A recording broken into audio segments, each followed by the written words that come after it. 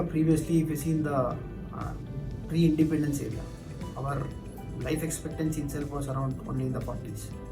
So right now, if you see, the life expectancy may be in the 60s or even the 70s right now, which will obviously improve further with improved healthcare. So as the population ages, obviously the BPH also patients will keep rising. And in our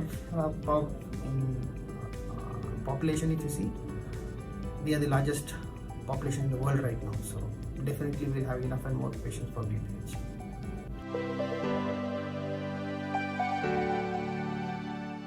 Prostate or benign prostatic enlargement. So what is the issue with the patients will have?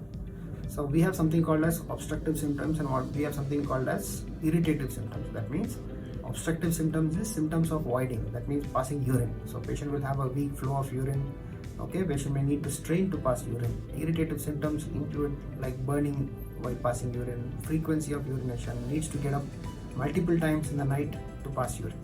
Now with comorbidities such as diabetes and or a pre-diabetic status, we have these symptoms which can overlap with the BPH symptoms. Now the main aim of these to evaluate such patients is to see whether the symptoms are because of the prostate or because of the diabetes per se.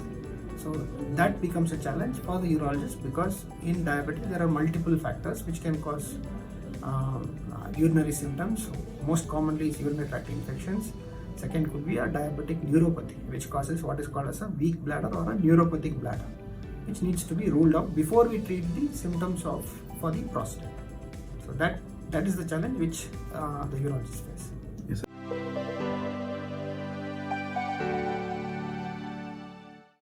Right. So lifestyle modification with diabetes is mostly related to the strict diabetic control with HbA1c ideally less than 7. And with urinary symptoms, most commonly they have the urinary symptoms is frequency of urination, which is more in the night. Now to prevent that, usually we tell the patients who come to us to finish their dinner 2 hours prior to the time they sleep. So once they do that, then in between in those 2 hours, they're not supposed to take anything, even water, milk, whatever they are usually taking. So they void once and then they go back to sleep.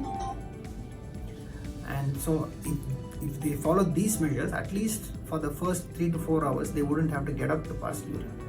So this is the least lifestyle modification and the easiest lifestyle modification which they can do, obviously with good diabetic control.